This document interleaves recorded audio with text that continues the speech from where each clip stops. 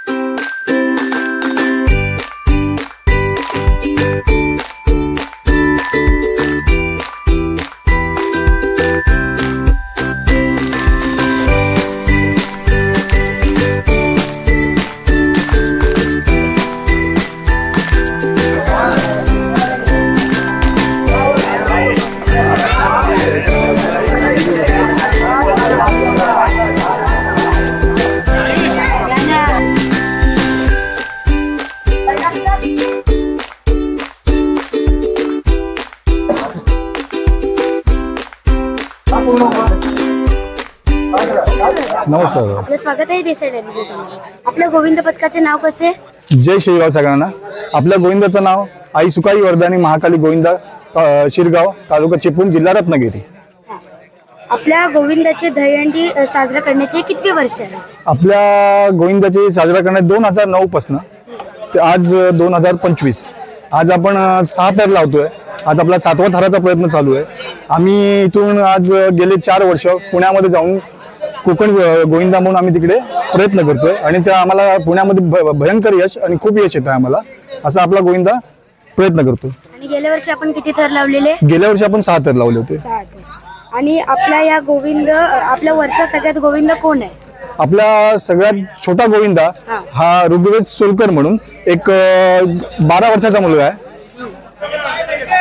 सर्व गोविंदांची सुरक्षासाठी आपण कोणती काळजी घेता आणि त्याच्यासाठी कोणता विमा वगैरे आहे का?